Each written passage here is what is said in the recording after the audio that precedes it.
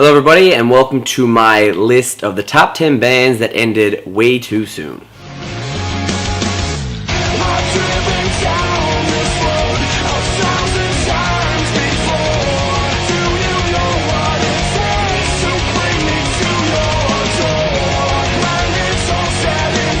Alright, so I gotta say, the name of this title is not finalized per se, but it's basically about 10 bands that I think ended way too soon or they still had a lot to offer to the music industry.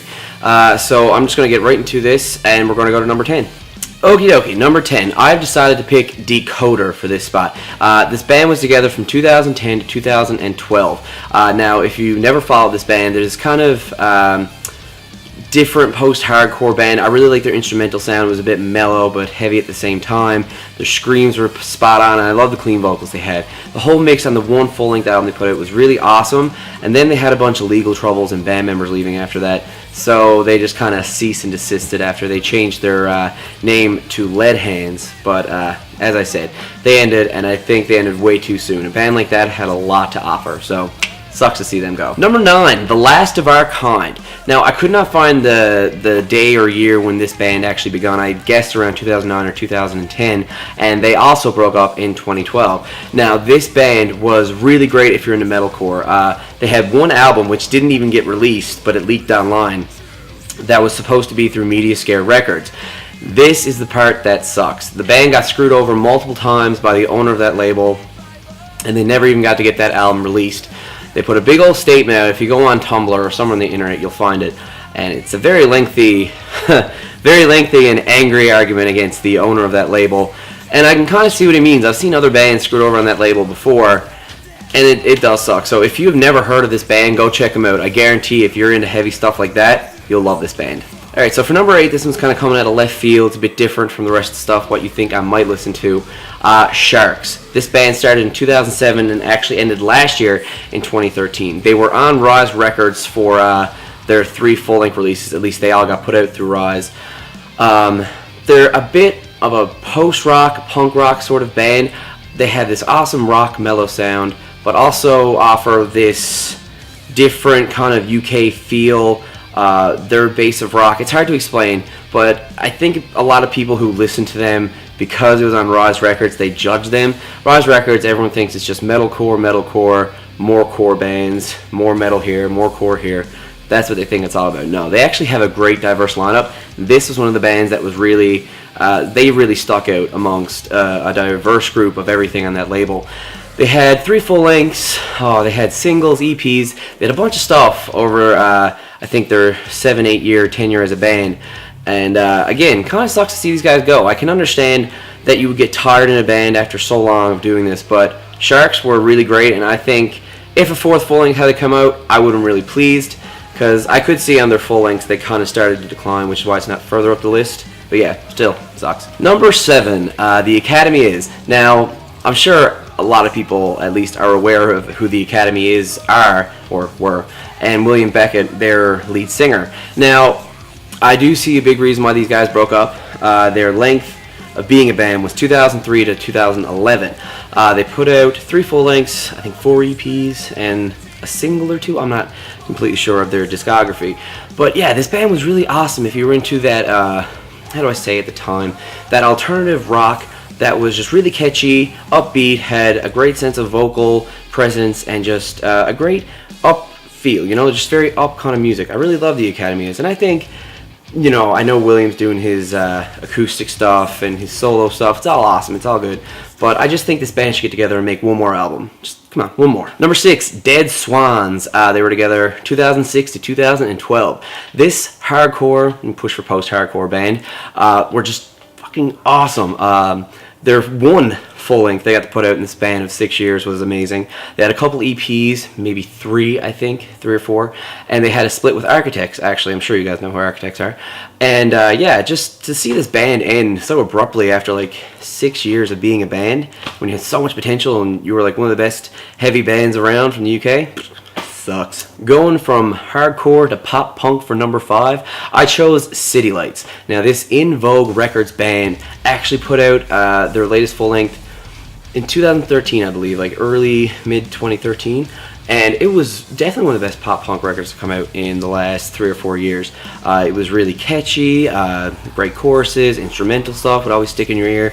I really loved it. And this band was together from 2008 to 2014. So kind of like Dead Swans, only 6 years together. This year they decided to call it quits, which it kind of caught me off guard because they put out this really successful record. They could have toured it when on Warped Tour. You know, pop punk is one of the most popular genres right now. But they called it quits. And I think TJ, or Oshi, whatever his name is, he's actually in Beartooth now. So it kind of worked out, I guess. But still, I'd rather City Lights. Number 4. Alright, some people, if you've been following my channel since the start, you'll know why this band is so high up. Perfect Like Me. They were together from 2009 to 2013, at least fairly certain from 2009 to 2013, and they put out one EP and a bunch of other singles that got released in their 4-year span as a band. Multiple lineup changes. The best thing about this band is actually formed by Omar, who used to be in the original Escape the Fate lineup, if you guys ever remember that. He started this band, he left not long after. Again, multiple guys coming and going, but this band just has catchy written everywhere. Like, every song is amazing. 10 out of 10, no doubt about it. If you have never listened to Perfect Like Me, you probably haven't watched my videos for a couple years then, because I used to use their stuff in every video I would make. And yeah, they announced they were quitting it early last year, I think. I was bummed. I messaged the guys. I was like, no, why are you doing this to me? I was pretty bummed out. And you know, maybe they'll see this video and be like, yeah, maybe we should make a comeback. Make a comeback.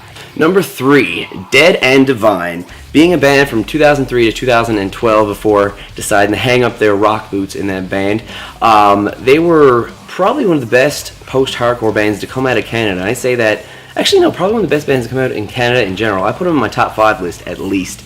I'm not counting bigger bands like Billy Talent and stuff, because that's a whole nother story. But Dead and Divine were just in their own. There was not another band like them. I think they put out 3 full lengths and 2 EPs, I think. I think one of their EPs may be considered a full length. It has 9 tracks, so it's like on the line of full length and EP. So either way, this band, everything they put out was solid. They had a couple of covers they did. And actually, I think, I'm trying to remember the lead singer's name right now. I can't remember.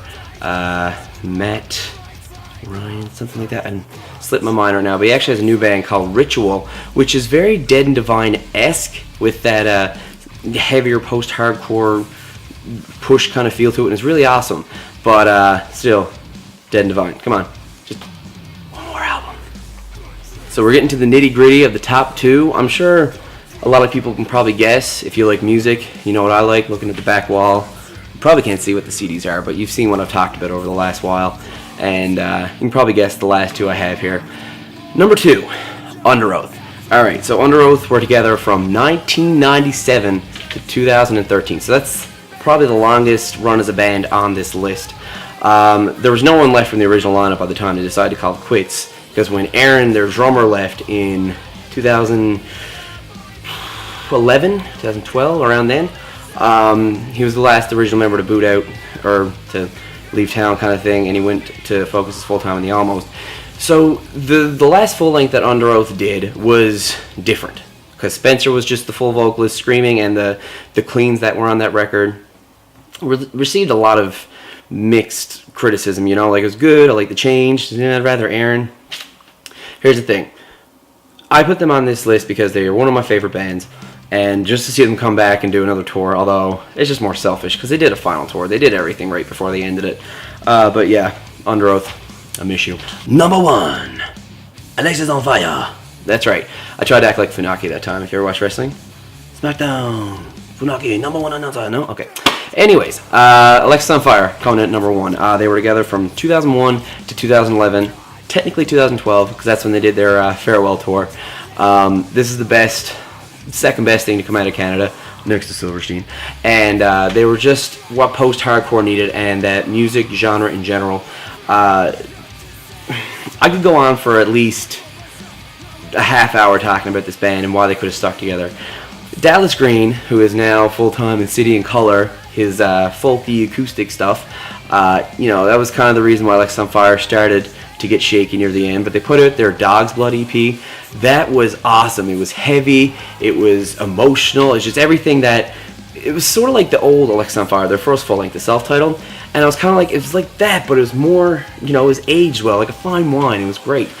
All right, I got cut off that time. My apologies. So basically, what I was saying is then Wade McNeil, their other clean singer and guitar player, got drafted to Gallows. So when you got City and Color and Gallows over here, you got 3 guys left who don't know what to do with the band. So they decided to call it quits and hang up their boots. Again, just like Underoath, they did it right. One last tour, some in the UK, some in Canada. I don't think they did in the US states, which is funny and kind of awesome because now all the USA people know what it feels like to not have awesome tours when the bands break up, you know? So, yeah, still, they should have went to the States, but whatever. Alexisonfire is my number 1. That's about it, guys, so let's just finish up this video. That is my list of 10 bands that ended way too soon, or at least should make one more album. Just one more, and even an EP. Come on, just give us something. I know as a music fan, I've been listening to this kind of music for 8 or 9 years now, so I mean, it's just a lot of these bands, some older, some more recent. It's just that I feel a lot of these bands still have potential to do something and, you know, just keep going as a band for their fan base and for themselves. But of course, you know, this is just my personal list. I'm sure everyone could agree or disagree, whatever. I want to see at least a top 5 or 10 list from you guys. I know you got opinions on this one. This was a great topic to discuss. And I definitely know people are going to question this one band out of everyone else. Why not My Chemical Romance? And the main reason being, I think they were done. Like, when they put out Danger Days, I just thought, you know, probably time to saddle up and kind of hang up the boots. I said the saying wrong, but whatever. Danger Days was kind of it for me, you know, and I'm sure a lot of people would agree. I thought the 7-inch releases they were doing were great. The older stuff, what was the record that was supposed to be instead of Danger Days, that shit was awesome. I loved all that stuff. I got all the 7 inches. I listened to them, and it's awesome. But again, like, they're all doing their own stuff now. Gerard Way is in a pop rock-ish act. Frank Ero, he's doing his own stuff. I like his new record, actually, it's really good. Mikey Way, same thing, just like Gerard doing his own little pop rock thing. And Ray Toro, they're all doing their own stuff now, so that's about it, right? So that's why My Chemical Romance is not on my list. I believe they were done. Stick a fork in them. It's over. Alright, so get to commenting, like the video, share it around. If you want, you can follow my Facebook. It's linked down below. I update you guys on new music, kind of what I'm going to be doing on this channel, and just talk about music in general. And I got my Instagram down there as well. I'm usually on there more than Facebook, actually, which is strange. Yeah, so that's about it. I want you to remember, it's music for today, music for tomorrow, music for life. Goodbye.